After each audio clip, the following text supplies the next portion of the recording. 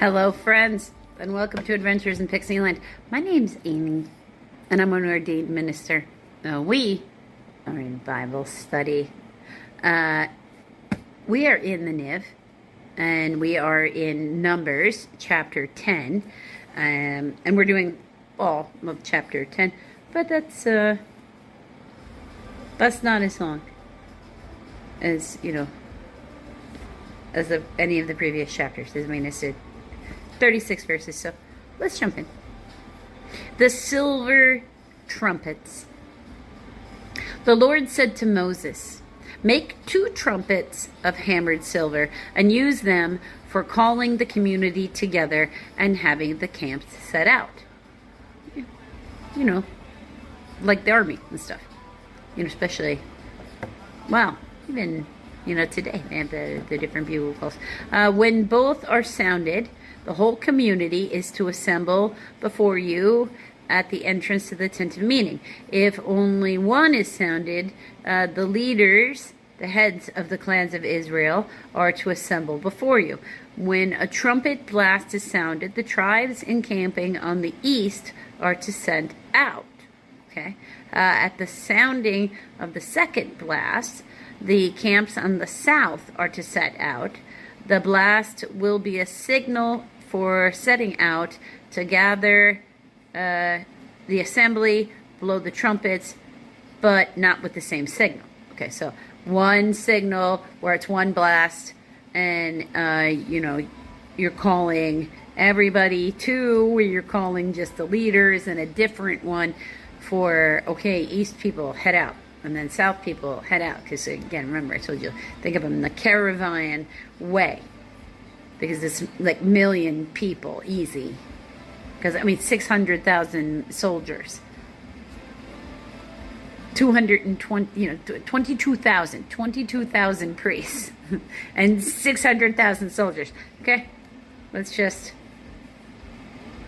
The sons of Aaron, the priests, are to blow the trumpets. This is to be a lasting ordinance for you and for the generations to come.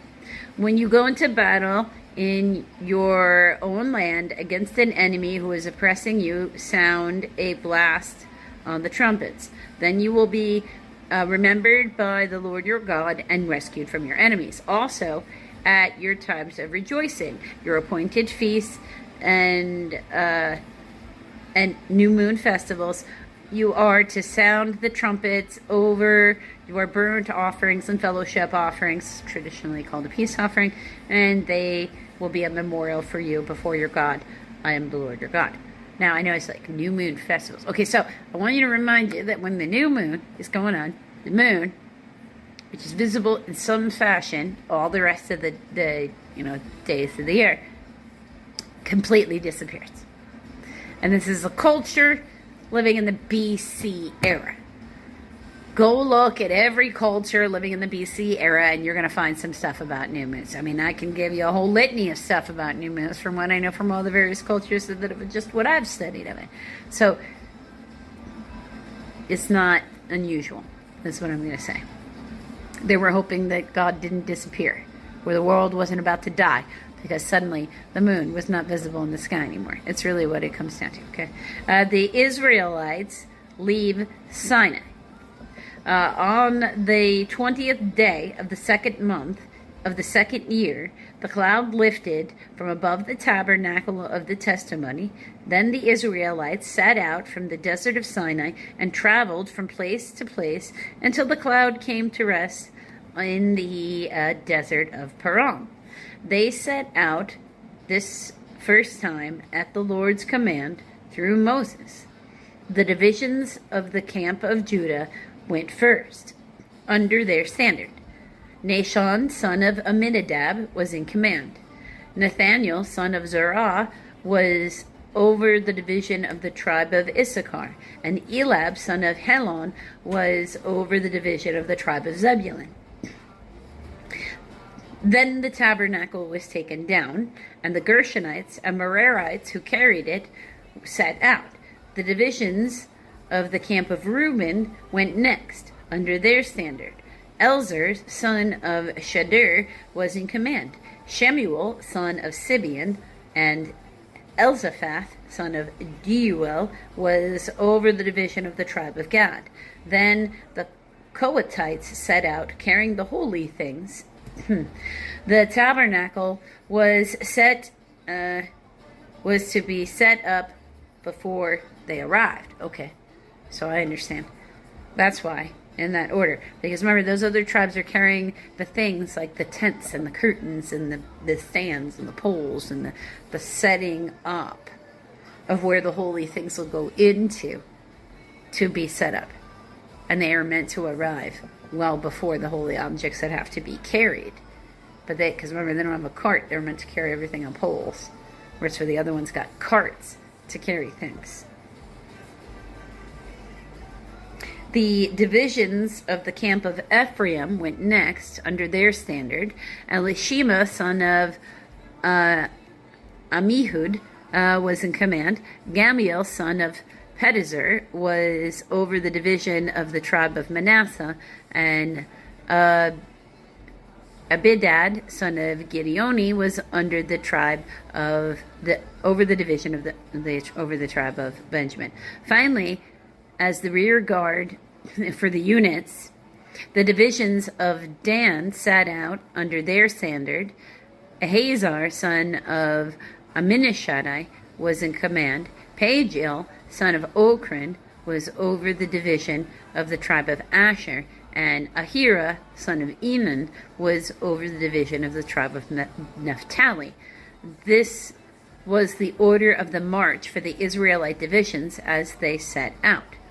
Now Moses said to Hobab, son of Ruel, the Midianite, Moses' father-in-law, we are setting out for the place about which the Lord said, I will give it to you. Come with us, and we will treat you well. For the Lord has promised good things to Israel. He answered, no, I will not go. I'm going back to my own land and my own people. But Moses said, please do not leave us. You know where we should camp in the desert, and you can be our eyes. If you come with us, we will share with you whatever good things the Lord gives to us. So they set out from the mountain of the Lord and traveled for 3 days. The ark of the covenant of the Lord went before them during those 3 days to find them a place to rest. And if you're like, he was convinced very easily. Yes, Moses is married to his daughters and has his grandchildren. And he has a lot of grandchildren. Like there's a whole lot, like a whole bunch of those lots of grandchildren. So he's like, don't you want to make sure your progeny keep going too? And he's like, wait, okay, fine. The cloud of the Lord was over them by day when they set out from camp. Whenever the ark set out, Moses says, rise up, O Lord. May your enemies be scattered. May your foes flee before you. And whenever it came to rest, he says, return, O Lord, to the countless thousands of Israel. Until the next video, friends. Hello, friends, and welcome to Adventures in Pixieland. My name's Amy, and I'm an ordained minister, and we are in Bible study. We are in the Niv. We are in Numbers, and we are in chapter 11, and as always, we're going to do the entire chapter. It's 35 verses, though, so it's not too painful. Fire from the Lord. So, that's a big deal. Because remember, again, BC era. Okay? No matches, no lighters. You knew how to strike fire with flint and wood and stuff. Okay? Now, advanced enough to know that oil burns and olive trees grow plentiful, so olive oil can be made. Now, the people complained about their hardships in the hearing of the Lord. Of course, because we're humans. When he heard them, his anger was aroused. Then fire from the Lord burned among them and consumed some of the outskirts of the camp. That's pretty alarming. When the people cried out to Moses, he prayed to the Lord, and the fire died down. So that place was called Taberah, because the fire of the Lord had burned among them. Now, I'm going to state, so if you have Disney Plus, like I do, they have a whole thing on there. Two different shows, archaeology, investigating whether or not Bible stories are true. And in there, they found a couple of different things. One, right around that area of the Dead Sea, there's giant mountains of salt. And underneath any mountain of salt, there's these pockets of natural gas. And in that, they will just so any spark of anything along the way, just like you'd have to worry if natural gas was released in your house, and whoosh, right? And it's just going to go until the natural gas pocket is burnt out to that burst. Because, it does have the draft, if you will, of the updraft of the fuel, because that's what it would take. It would need to be an air temperature change up here, which would give it an updraft, and then you could just suddenly have things be on fire. And then also, along each side of the Jordan River are giant fault lines.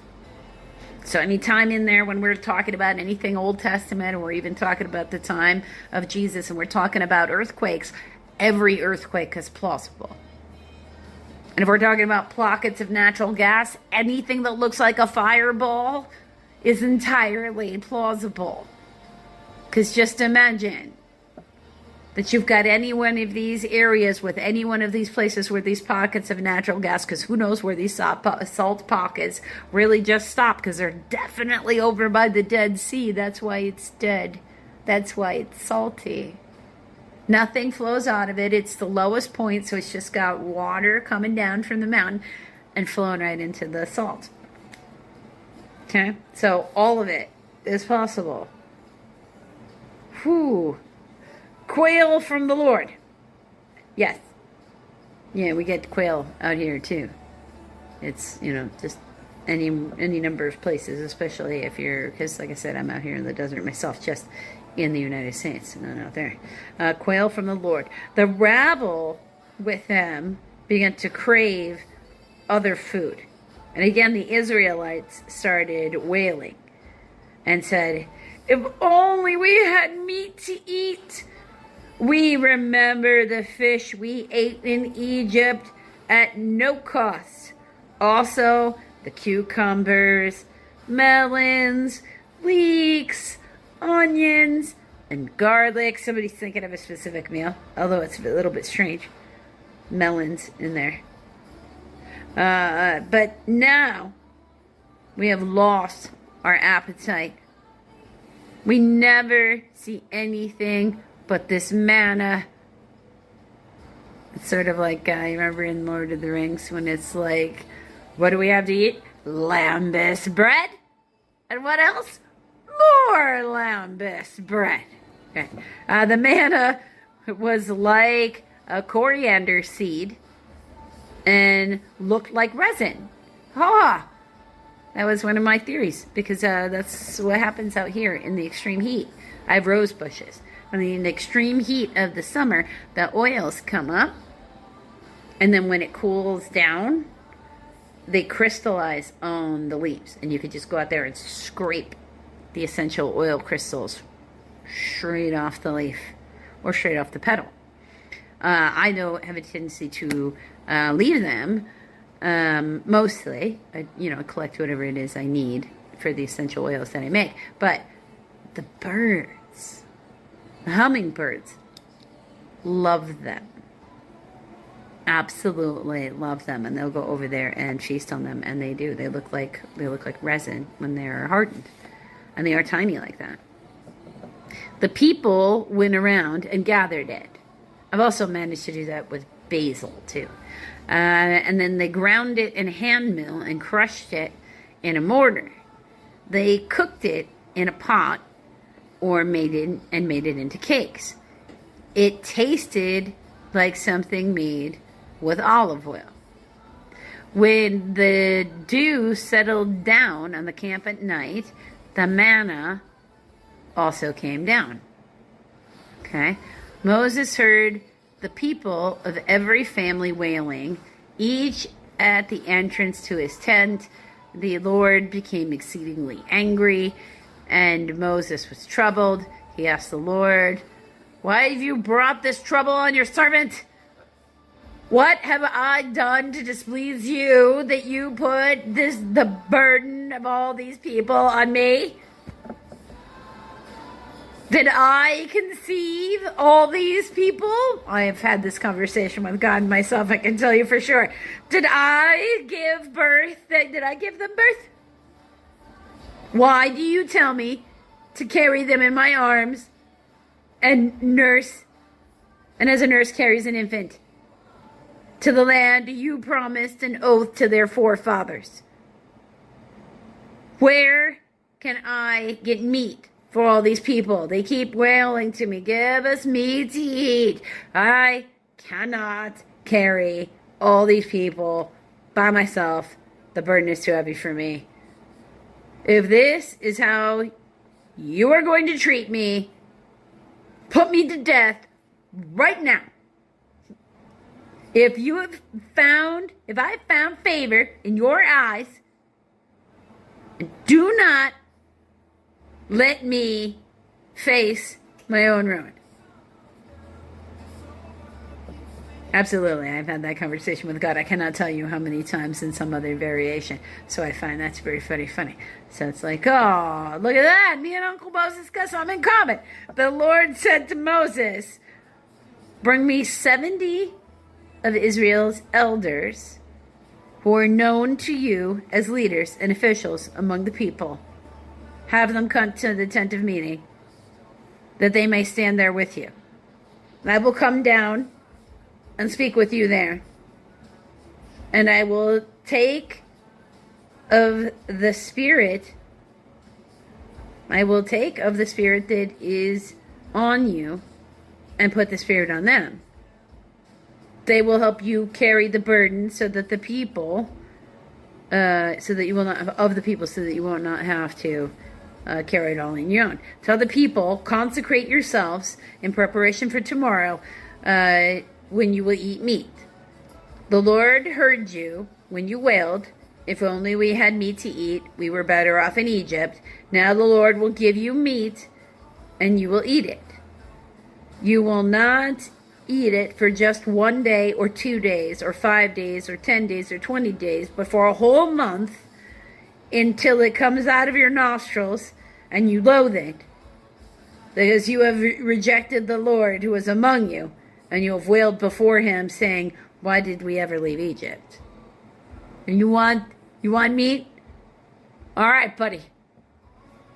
Here you go.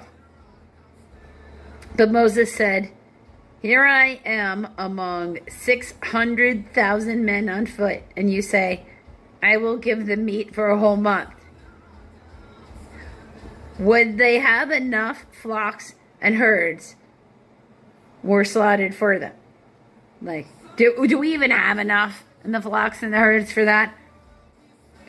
Would they have enough if all the fish in the sea were caught for them? Like, can they even be appeased? Then the Lord answered Moses, "Is the Lord's arm too short?" So cool. You will now see whether or not what I say will come true for you. Where's your faith? So Moses went out and told the people what the Lord had said. He brought together 70 of their elders and had them stand around the tent. For me, that would end up coming in as some sort of email or some sort of text message or some sort of friend sending me some Bible verse that had like the reproach baked into it, where I'd just be like, "Okay, I'm sorry. Okay, I can do all things through Christ who strengthens me." Around the tent. Then the Lord, we're in verse 25, by the way. Then the Lord said, then the Lord came down in a cloud and spoke with him. And he took of the Spirit that was on him, that'd be Moses, and put the Spirit on the 70 elders, so the Holy Spirit. When the Spirit rested on them, they prophesied. But they did not do so again. So they could do it in that moment of what they could see. Or prophesize and continue to do so. Okay, well, which end is it? Did they do it or didn't they do it again? However, 2 men, whose names were Eldad and Medad, had remained in the camp. They were listed among the elders, but did not go out to the tent. Yet the Spirit also rested on them, and they prophesied in the camp. A young man ran and told Moses, Eldad and Medad are prophesying in the camp. Joshua, son of Nun, who had been Moses' aide since youth, spoke up and said, Moses, my Lord, stop them. But Moses replied, are you jealous for my sake? That would make me confused too. Are you jealous for my sake? Every minister's job is to try to get people to bend the knee next to them to the Lord. And we're not in competition. If you can prophesy and it's accurate, then he's blessed you with something and you're in alignment with him, and thank goodness I could use all the help I could get. Thank goodness. Like, good on you. Huh. Are you jealous for my sake? I wish that all the Lord's people were prophets and that the Lord would put his Spirit on them. Then Moses and the elders of Israel returned to the camp. Now a wind went out from the Lord and drove quail in from the sea. That's an interesting, from the sea. Like maybe away from the sea. Quail are not really known for their really strong flying abilities. They sort of scurry on the ground more. It's not so much that they can't fly. Maybe they're not like, or maybe just not the quail around here. It brought them, or they flew down all around the camp to about 3 feet above the ground. Or in Hebrew, 2 cubits, about 1 meter or 3 feet above the ground. So yeah, they kind of do that. You know how chickens sort of can do the like hop and the flutter kind of. I've never really seen a quail flying across the sky before. It's just not where I see them. But again, maybe it's just me and maybe it's just these quail around me. All that day and night and all the next day, the people went out and gathered quail. No one gathered less than 10 homers. That is probably about 60 bushels or about 2.2 kilograms. Then they spread them out all around the camp. But while the meat was still between their teeth before it could be consumed, the anger of the Lord burned against the people, and he struck them with a severe plague. Therefore, the place was named Kibroth, Kibroth, Hattahava. Hattahava is how I would say that. Hattaavah.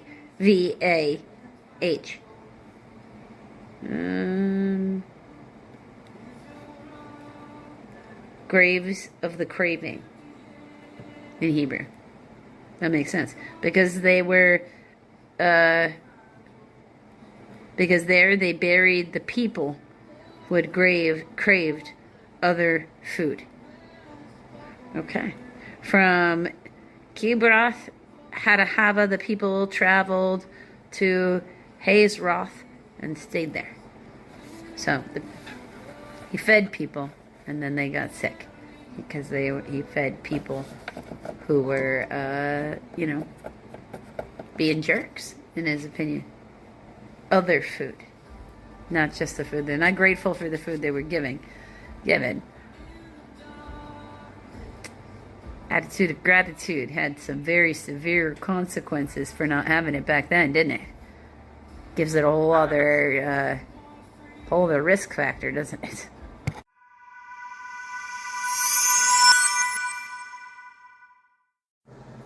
Hello, friends, and welcome to Adventures in Pixieland. We are in Bible study. I am greatly amused. Woo! Bumping into things. Hang on a second. Hello, friends. Sorry for that. So I had just finished personal Bible study and was just getting set up to do these videos. I hadn't even yet moved my cup of coffee, which is what I had to pause for. Because when I'm doing these videos, I can't have anything in this range, or it'll get knocked over. Because I move about too much when I'm doing things. I got a restless energy about me. It's that, I don't know. It's just my general nature. I got a restlessness about me. I was distracted because these lights here were blinking behind me, and the camera started recording on its own. Like it did 3, 2, 1 and started while I was looking at those lights without me touching the phone to tell it to start. Because those lights are not supposed to flash, and they're new. And they only seem to flash when I'm in this position about to record Bible study. So I found that very interesting. It's just started recently too. It was like yesterday. So they don't flash any of the rest of the time. That's why I'm like, why is it so? I just bought that strand last year. So is it just that it's poor quality? Like what the heck is that? Jesus anointed at Bethany. We are in the Niv. We are in Bible study. We are in the book of Mark, and we are going to do all of chapter 14, but not in this one video because it's very long. It's 72 verses. So we are going to be in this video going from verse 1 through 26. So, Jesus anointed at Bethany. Now, the Passover and the feasts of the unleavened bread were only 2 days away. And the chief priests and the teachers of the law were looking for some sly way to arrest Jesus and kill him. But not during the feast, they said, or the people may riot. So remember, in this cultural context that they're in, the Romans usually let you have your own religion if you have a God that they don't have. Because remember, it's not the Roman Catholics worshiping Jesus right now. They're not worshiping the God of heaven. They have a pantheon, and that's what they're worshiping. And if they have somebody in their pantheon who has a God that does what the God you're saying you want to worship does, then no dice, you call your God by our name. But if you have a God that they didn't have a God for, they were like, we love all the gods. Bring them all here. We'll give them a Latin name, and we'll worship them too. That's the Roman culture, that an aggression that they're coming from, okay, in the first place. Now, this is what the Jewish people are contending with. They allowed Judaism to stay around so long because Judaism pre-existed to their even knowledge as the Romans than any of the religions that the Romans had come up with so far. So it was only out of respect for that. But everybody there was in this state of tension during this time frame. If Pilate had too much rebellion coming from them, he was likely to get killed by the emperor. Because, how are they, if your regions, where you've been given to govern is in a constant state of rebellion, what kind of leader are you? And that's going to come up in later Bible studies today for 1 John. They'll talk about that in a little bit. Now, so it's an important thing to remember. But the Jewish people, the Pharisees, the Sanhedrin, so the Pharisees, the Sadducees make up the Sanhedrin. The Sanhedrin, trying to, not get the religion taken away. I'm not saying they should have killed Jesus, because that's not what I'm saying at all. I'm just explaining the context of the tension, so we understand.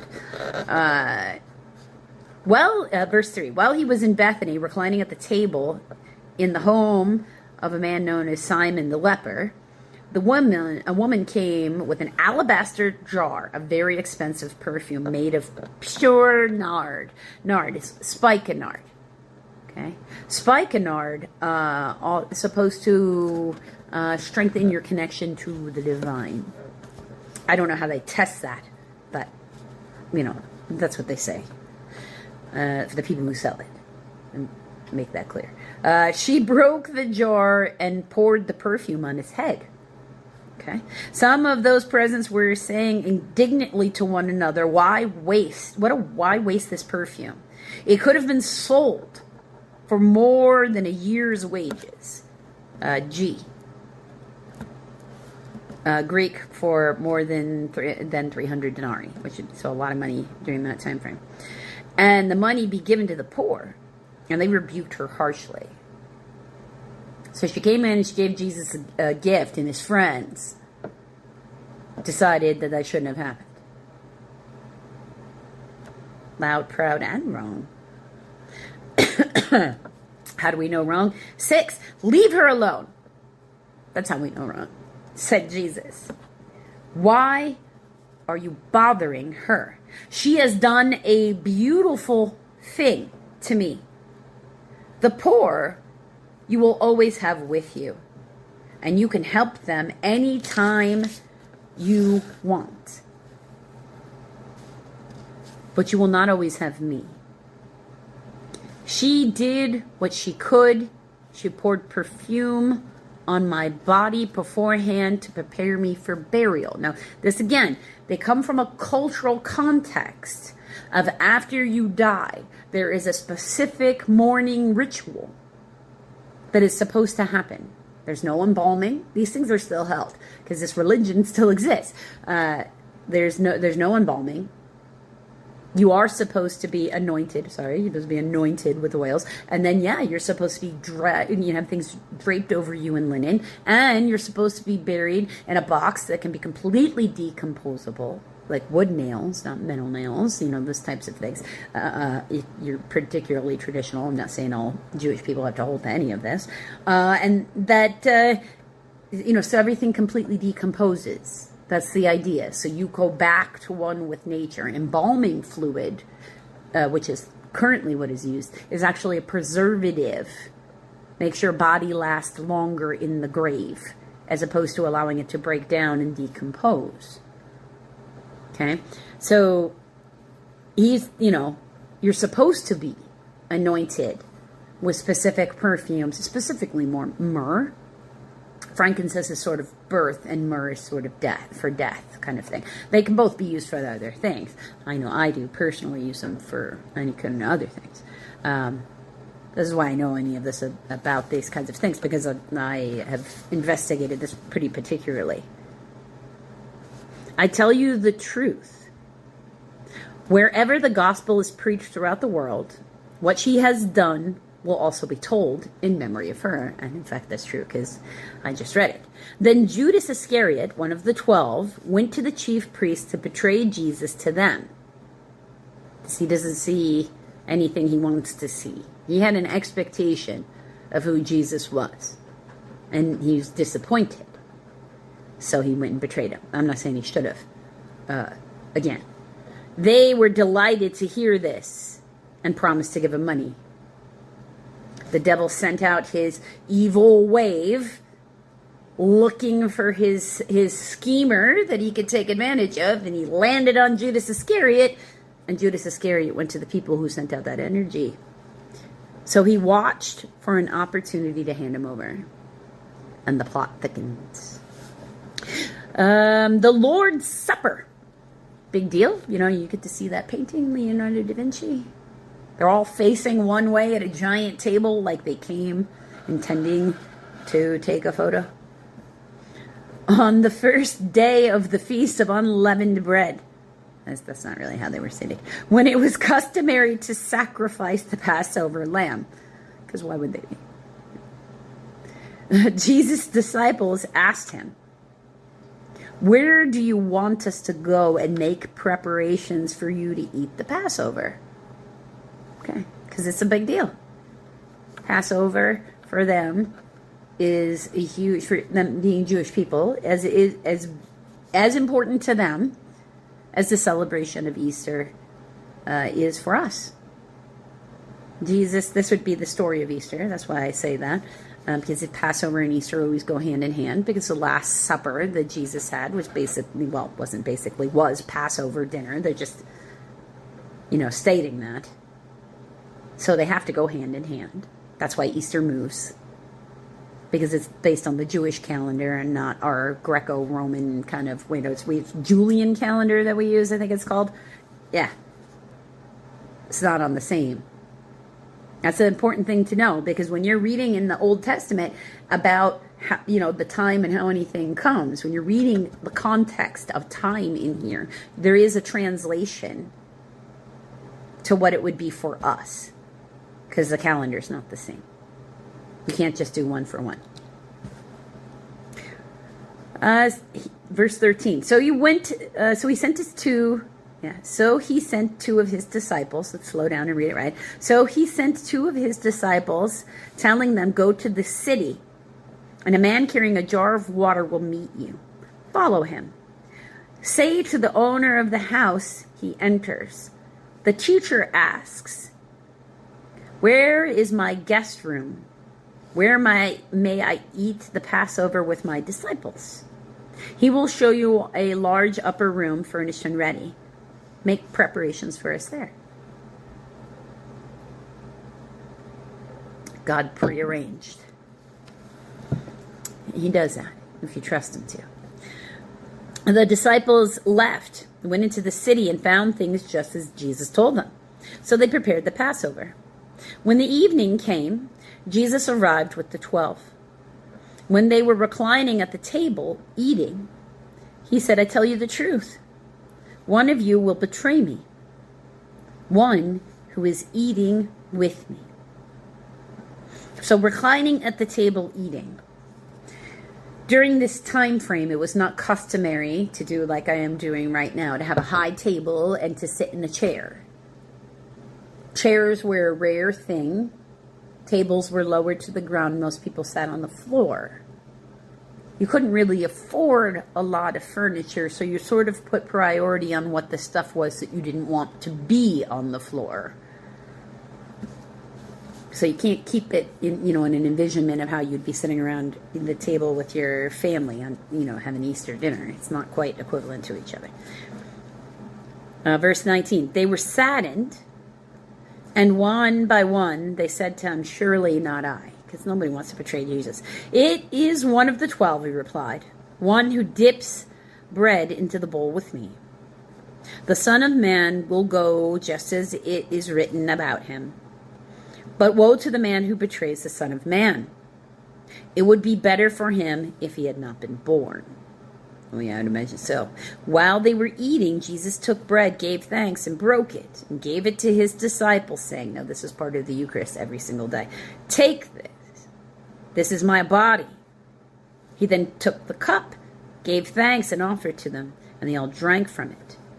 "This is the blood of the," and it gives me an A, or the new, yeah, okay, the new covenant. Yeah, this is the blood of the new covenant, which is how I know it, which will be or is poured out for many. He said to them, "I tell you the truth, I will not drink again of the fruit of the vine until that day when I drink it anew in the kingdom of God." When they had sung a hymn, they went out to the Mount of Olives. All right. So, until a few minutes from now, friends.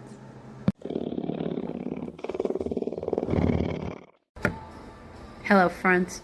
Welcome to Adventures in Pixieland. My name's Amy, and I'm an ordained minister. And we're in Bible study. We are in Psalms book 2. We're in the Niv, by the way. We're in Psalms book 2, Psalm 51. And we are doing the whole thing, verses 1 through 19.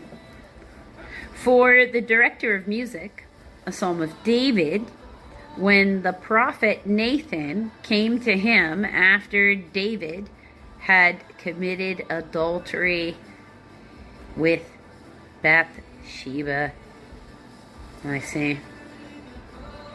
So confession of a sin. Have mercy on me, O God, according to your unfailing love, according to your great compassion. Blot out my transgressions.